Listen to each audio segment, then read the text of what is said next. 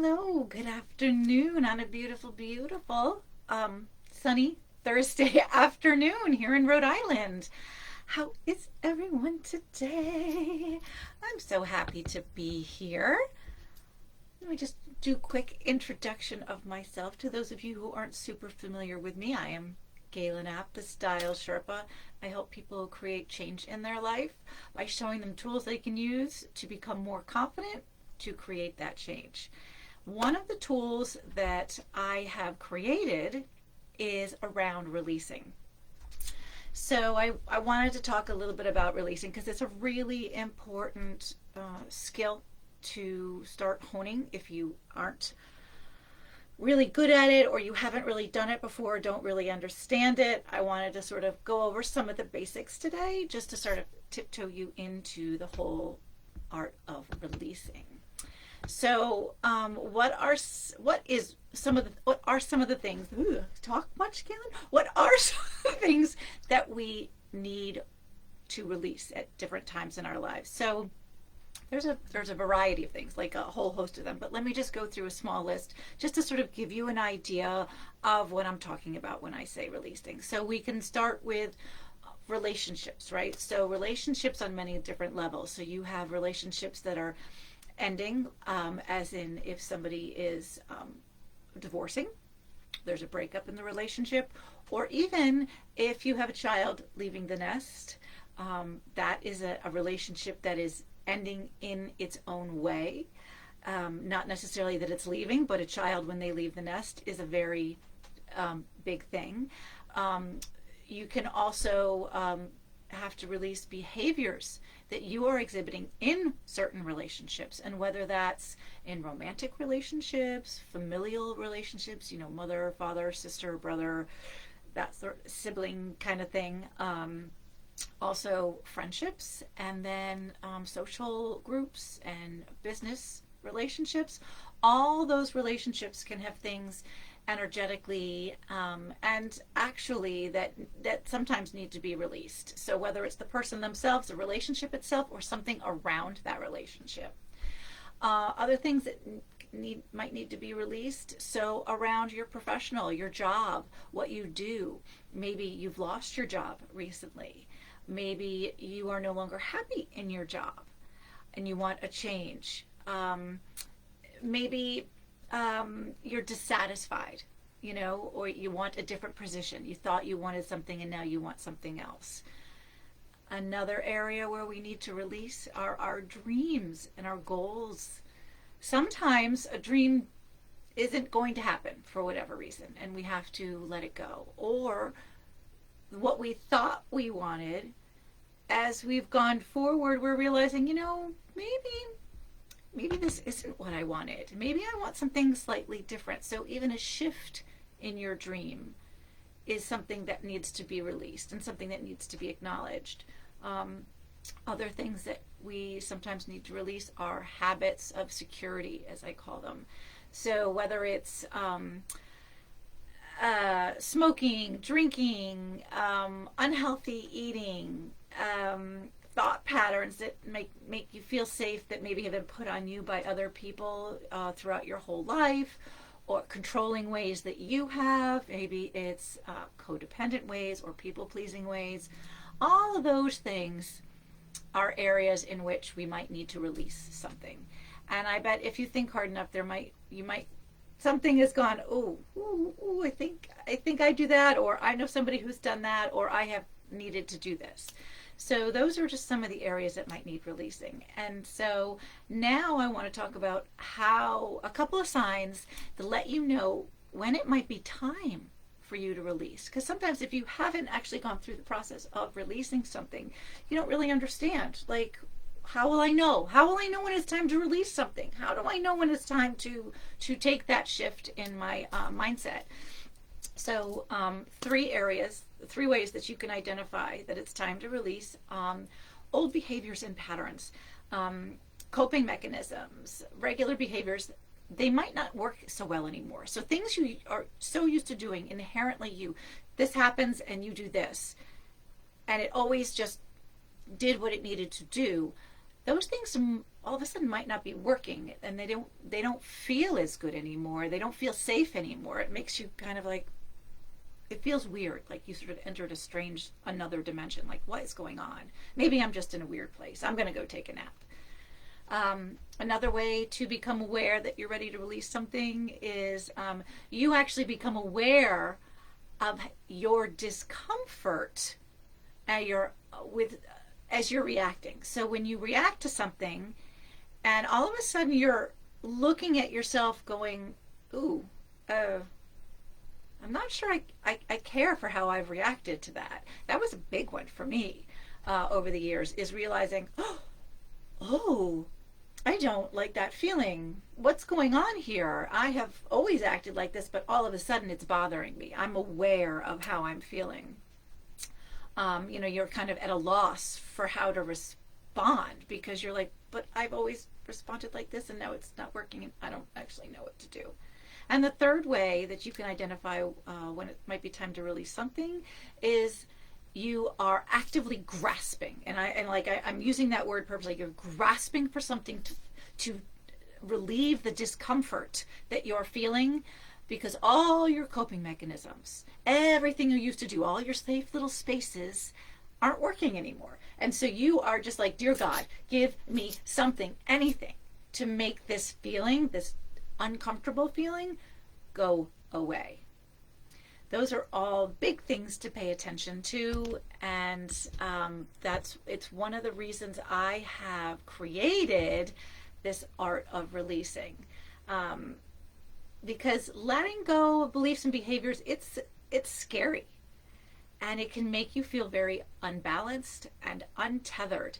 And for me, that untethered feeling is visceral. It just feels like, I'm flailing about. It's like a baby when the baby's born and you have to swaddle a baby so tightly, because they're not used to being unconstrained, right? There's no boundary around them, and so they're just like, so you swaddle them up and they calm right down. I used to be a master swaddler with my babies. They just nice and tight. They love it. So what I've done is, for myself, I created these steps to really let myself go through the process to fully release in order to level up. So here are, and these are all steps. You shouldn't rush through any of them, okay? Any of these steps can take a day, a week, a month. You have to give them time. You have to honor what these steps are doing for you, and then you'll get the benefit from them. So you never want to rush through. This isn't I've done this, I've done that, because then you're going to be like, okay, I did it. No, just trust me on this. I've been down that road. So what I've come up with is acknowledge, allow, delight, and invite. So the first thing we need to do is acknowledge, is name the thing we're trying to release. And that's not as easy as it sounds.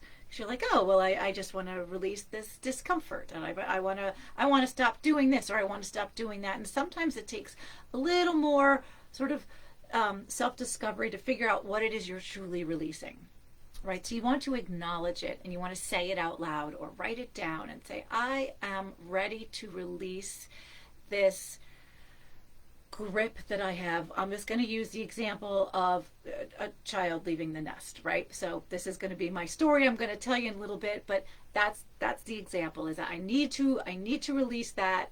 I'm feeling angst. I'm uptight. I don't know what to do with myself, because I'm the one who's always been in control of their life, and all of a sudden they're an adult and they're flying the coop there. They're out of the nest, and what am I supposed to do with that? So just acknowledging that, and you don't have to do anything but just sit with the acknowledgement that is what you're working on. So after you've given that it's due process, it's time, then you allow yourself to grieve, to be angry, to be anxious, to be whatever it is you're feeling. You allow those feelings. So you write those feelings down, you speak those feelings, you talk about those feelings, and you really don't just say, I'm upset or I'm sad.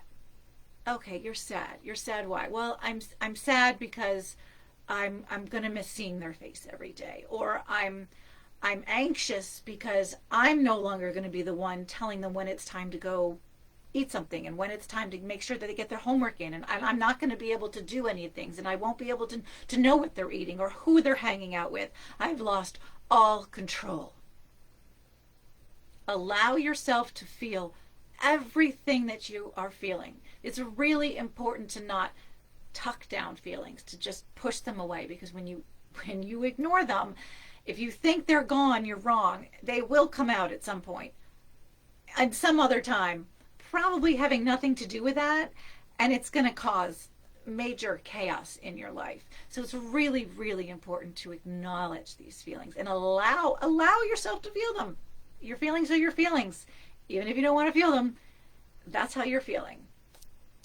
Then the next step, this one I really enjoy, and it has helped me sort of get over that hump, right? So to transition from the pain and the challenge of overcoming this thing that I'm trying to release is to think about, what are the possibilities of my existence, of my life, of what's happening around me? What are those possibilities that will be there now that I've released this?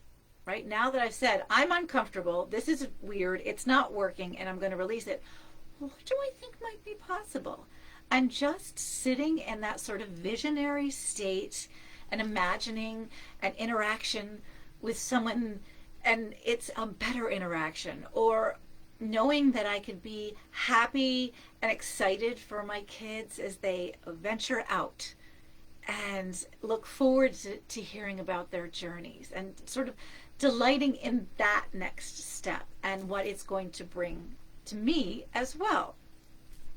And then once I have delighted and imagined and, written down some fun things, maybe a wish list, or to do, oh, I want to do this. Now that I'm no longer doing this, I might do this. So the last step is to invite, and it is to actively invite in new things. So whether that is people, experiences, ideas, just anything that you can actively invite and say, please, I want to know more about that. This is a wonderful opportunity, because we're opening up space for new to come in by releasing, truly, fully releasing things. We create that space for new to come in. And if you actively invite, it's much more magnetic. And because you've also dwelt in the possibility, you have told the universe, these are the sorts of things I'm actually looking for. It's part of the manifestation process, is saying, this is delightful and fun, and yes, now let's bring that in. So now I'm going to tell you a little bit about my last fall. So last fall, about a year ago, this August, September, both my babies, my 23-year-old daughter and now 19-year-old son, both left the home. I left my home within 6 weeks of each other. My daughter moved off to New York City. She had graduated college, and she was off to New York City with some roommates to start her life. It's very exciting. Very, very exciting. And then 6 weeks later, my son left for boot camp for the Marine Corps. Also exciting, but terrifying. And I thought I was ready. I had all my mindset tools. Like, I'm Style Sherpa. I got my shit together. I know what I'm doing. I got this. I'm so good. I'm prepared. I've been, talking about it, ready for it. I was not prepared. It was really, really hard, and it slammed me into a wall over and over for several months. So what happened was, and this was a great observation my husband made, I spread out into every nook and cranny of this house. So the areas that were my daughter's room or my son's room or the areas that, that they had their areas in the house, I just expanded out into each and every space in this house. Literally, I took over every room, and because I needed to fill that space with something, because I was feeling the loss and I hadn't released it. So I was just tucking it down and filling it up with stuff. And I just filled it with all my stuff. I filled it with my life. I started doing my filmings in my son's room. I started doing styling, like setting out outfits in my daughter's room and the back room. I was like, well, this is where I'm going to start doing like my meditations. Like, I'm taking it over. And then as I sort of started to settle in, and a couple months went by, and I realized what was happening, and I was starting to really process and allow myself to grieve and acknowledge and go, oh, okay, maybe it's time that I can stop the gripping. All that was me, was filling the space to grip, to stop the leak. And so I found myself shrinking back. I was able to shrink back out of those spaces and create new. So my son's room, I took my filming stuff out of there, and I made it nice for guests. It's still his room, of course, but I put a new bedspread, and I added a lamp by the bed, and I put up a picture. And my daughter's room, I sort of took my clothes, put them away a little bit, and cleared the bed off. And it felt much less graspy. And then what I was able to do was to go around the house, and I actually did this with my husband, and we started cleaning out some of the old things, like dishes we'd had for a long time, old towels, and we got some new, right? So we got new towels for Christmas. I got new dishes. I got new crocks for my counter. I got new pillow covers in the family room. I was able to invite in and create a new existence for myself and my husband, and of course my children when they come home to visit. So it was very healing, but it was a really tough time for me getting through that. Oh my gosh. And it was an oh my gosh for me. So, when things shift in our life, and they leave that space that's been filled up every day with something, and we actively release it, that's how we create the invitation to bring the next thing in, to let the next thing come in. And releasing the grip, enabling new to flow in, because energy flows. And all I was doing was stopping the energy from flowing. I literally was just trying to seal up every crack in my heart. And once I realized that it was time to let that space be and come back, and it was going to be okay, it has filled in a much more joyful, peaceful way. And I'm feeling so settled and lovely. But it has been a process. It has been just about a year. I'm just now feeling like I got this. So, this is a process. And so one of the great tools I did use to get me through this, and for anyone to get through this, is the conscious dressing. So to support myself, I made sure that the first thing I did every day, even when I was in the midst of sealing every crack with all my crap and ignoring the fact that I needed to release this, I was still supporting myself with my clothing, with my jewelry, with things I needed. So I took myself on adventures, and I found cool crystal shops across the state of Rhode Island and Connecticut. And I bought bracelets. I bought this one. This is a great one. This I got when my son was in boot camp. And this is crazy lace agate with a citrine double point. And the crazy lace agate is the laughter stone. And anyone who knows me knows that I laugh all the time. That's just the core of me is joy and happiness and laughter. Laughter is super important.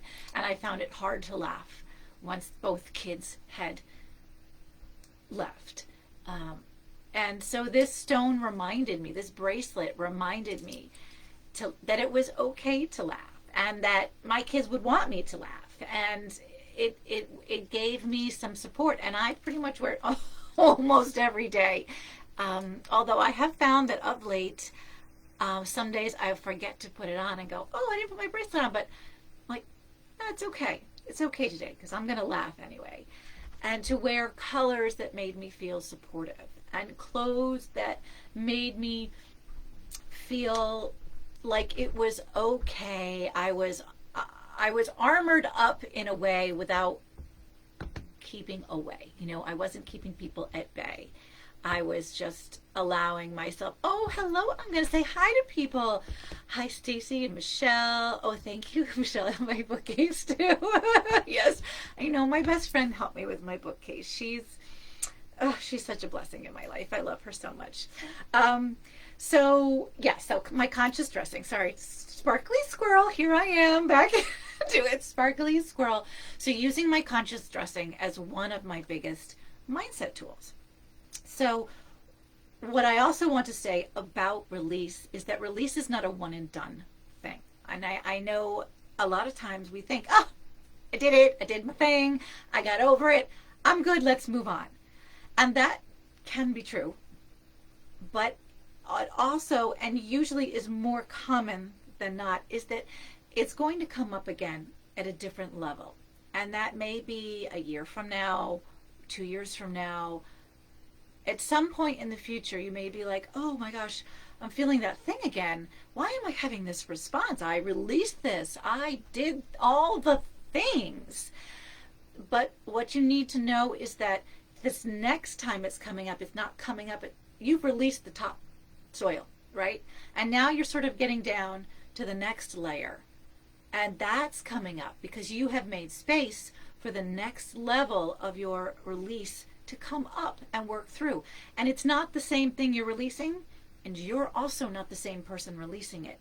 So this time it's going to be, you're going to learn a little bit more about yourself, and you're going to learn a little bit more about the thing you're releasing, which is going to really sort of deepen your understanding and deepen the relationship with that thing, which is so vital. Even as we've released something, to gain a bigger and better understanding of it is invaluable. So just know that releasing is not, it's not one and done, and that it may come up, but that is okay because it is an elevated, up-leveled version of you doing it. And when that's done, you're going to be that much more up-leveled. And every time you do that, for everything you release, and every time you show people that you're going through this, hashtag, be vulnerable, edge of the meadow, it allows other people to do that, and allows you to be there to hold their hand as they're going through that. I had an amazing support network to help me as I released my children out there. And thank God, because it was not easy. But I had allowed them in. They came in, and then they helped me, and they watched me go through this. And now it's allowing them. I now have a couple friends who have kids going off to college or moving out of the house. Just a bunch of different scenarios that I'm able to say, hey, I got you. I'm here, and I have tools for you.